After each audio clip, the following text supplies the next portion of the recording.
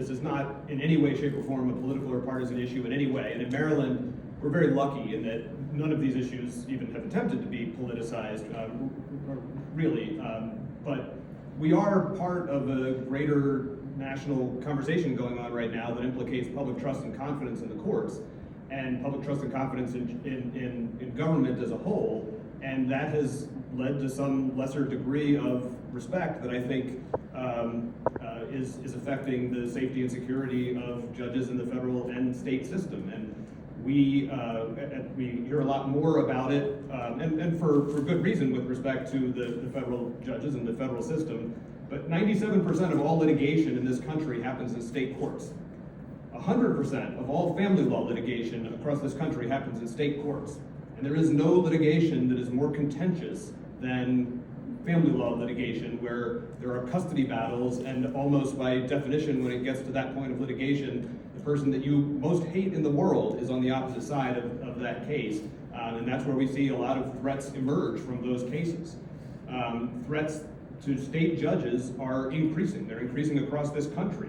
And they don't always stop with threats. And in Maryland, we know that all too well. We in the state judiciary have taken security issues very seriously for a long time in Maryland. But on October 19th of 2023, our world changed quite a bit with that. And that was with the murder of Judge Andrew F. Wilkinson in his driveway with his wife and one of his children inside the house, with 2 shots left him lying on the ground and eventually dead on his driveway concrete. That was a custody case. That was a family law case involving a man named Pedro Argote. There had been several hearings in that case up to that point, and they were ready for the final hearing, which the judge was going to decide custody. Mr. Argote called in that morning and said he couldn't make it and expected the hearing to be postponed. Judge Wilkinson went ahead with the hearing that day, did what judges across this state and across this country do every day, which is stand up for the rights of people who don't necessarily have the ability to do it themselves. In this case, the children of Mr. Argote, who had been alleged to have been abused. And he changed custody and gave custody to the mother of those children.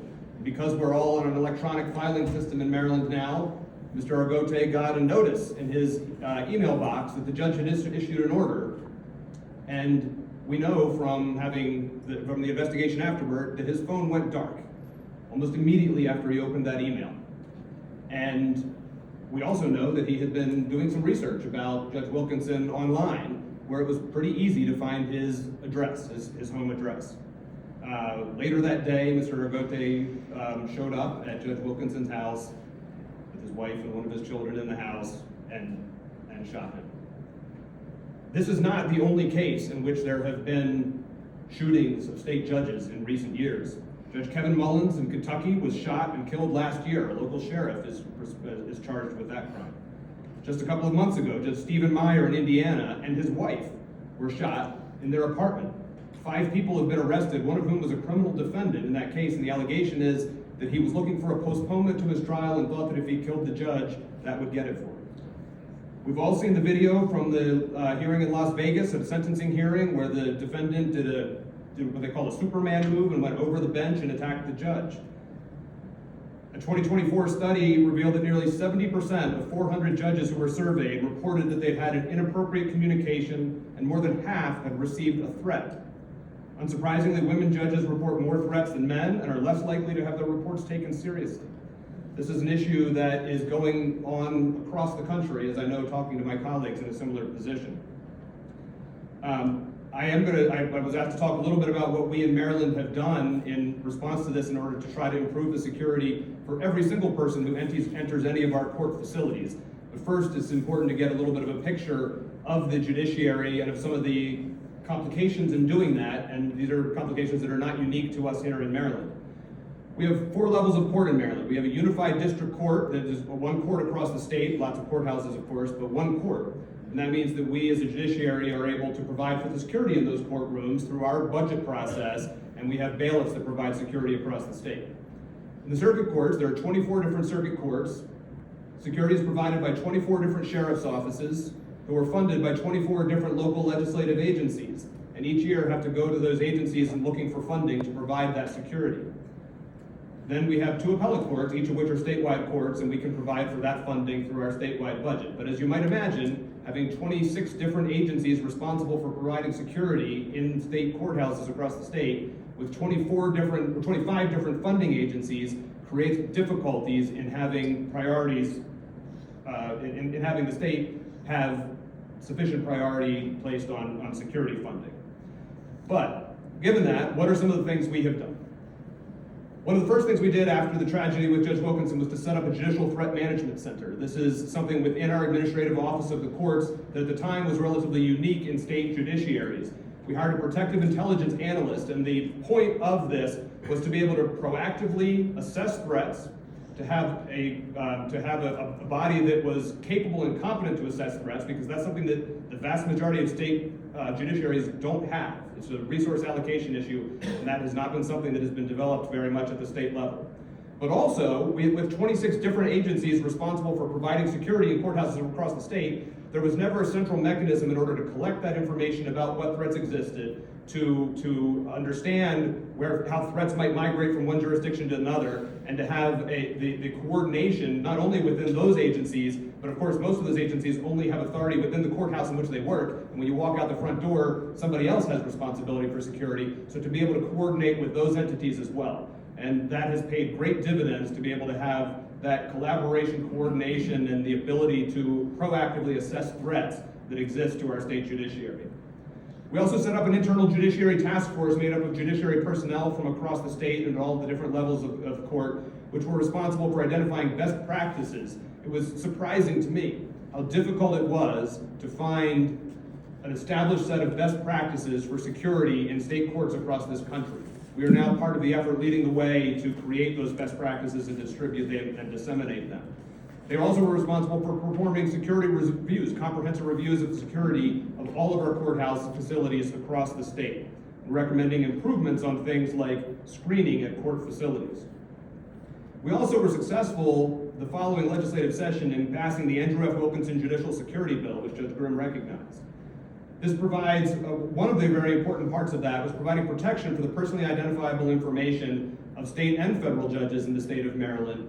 And that is from both commercial sources, where you have the commercial brokers that collect this information and provide it, but also very importantly from government collectors of information. And that's something that actually wasn't able to be addressed by the federal legislation, but we could address here and have been successful in addressing that with not only by having it enshrined in law, but also working very carefully with all the state and local entities that obtain information, personally identifiable information, and had previously been posting it on the internet. This legislation requires that to be removed within 72 hours of when it's identified, and it establishes an Office of Information Privacy within the Administrative Office of the Courts in order to help facilitate judges in having that removed. As you might guess, if an individual judge has to go out and try to do it themselves, then it's a lot more difficult than when you have a central agency that has already built up those relationships and knows what to do to accomplish that. That legislation also set up a task force that was much broader than our internal task force. We had representatives from the Maryland General Assembly, from several different departments of the state executive branch, from local government leaders, and remember the funding mechanisms. It was really important to have local representation on that. We had representation from sheriffs, from police chiefs, from all the stakeholders across the judiciary who came together to address issues that we know we have that affect the security in our courthouses that we think that we can do better in. One of those issues is having adequate security personnel in courtrooms. We do that at the district court level where we have control over it. We have been more challenged in that respect with respect to our circuit courts. That led to legislation that was actually passed earlier this week by both houses of the Maryland General Assembly that will lead for the first time to state law identifying what a minimum acceptable security standard is for security personnel in our courtrooms across the state. It also addressed issues dealing with secure ingress and egress from our courthouse facilities. We have courthouses that are old as 200 years old. They were not built with modern security needs in mind. Some of them, there's only one entrance. It's in and out the front door, and the judge goes in and out that same door, and the courthouse staff goes in and out that same door that the people who are going to be appearing in front of them go in and out. And so the task force has recommendations with respect to that and how we make sure that the parking and ingress and egress into the courthouses is as safe as we can make it for everybody. And they also had priorities with respect to securing public areas of the courthouses. The task force met and adopted recommendations. We chose to address first the issue of security personnel in the courtrooms and are gratified by the General Assembly's legislation this term, which will hopefully get us to the point of being able to meet those minimum standards. And I'll pause by just saying, when I did look around for security standards and best practices immediately after the Judge Wilkinson assassination, I wanted to be able to provide my judges, who were all, frankly, concerned with, first of all, the safety of their families and their own safety, the safety of everybody who's in those courtrooms. I wanted to be able to provide some guidance and best practices. So I went to the National Center for State Courts and asked what they had, and they gave me a piece of information, some papers, and the first bullet on the first substantive page of that was never go into your courtroom without security personnel in the courtroom. I couldn't, we don't have the capability to do that right now in Maryland. The minimum standard that was put, that if the governor signs it, will be enshrined into law, will mandate that will establish that as a minimum security standard for the state, that we should have that in every courtroom in the state, and that is so important for the safety of everybody who needs to be in those courtrooms. And then, assuming we get that, we'll start working on some of these other items as well. Additional efforts that we have made, we're contracting for a company to actually address the personally identifiable information on commercial websites and to provide a subsidy for home security systems for our judicial officers, which is something that we had not had before, but obviously the Judge Wilkinson incident showed how absolutely necessary that is. I'll also just mention briefly that we have sort of been thrust into a little bit of a leadership role in this nationally, but this is an effort that state courts across the country are really pursuing now. There's a piece of federal legislation called the Countering Threats and Attacks on Our Judges Act, which would create a state judicial threat intelligence and resource center, which would serve as sort of a clearinghouse for some of these best practices, for information, for security assessments, specifically addressing state courts.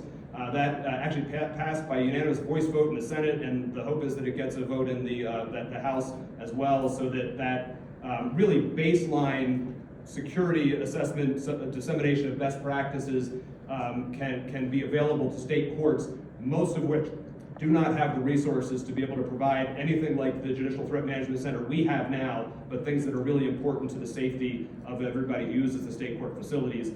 The National Center for State Courts has also initiated what we call a Safer Courts Initiative, which will have an inaugural convening later this year, really for a lot of the same goals, but to try to take what the hard-learned lessons that Maryland and some other jurisdictions have encountered, and try to make sure that other states can get the benefit of that, and we don't have to wait for too many more tragedies in order to really make sure that everybody's as prepared as they can be on these issues. So I appreciate the opportunity to share a little bit about what we've been doing here in Maryland. Thank you, Chief Justice Fader. I think it's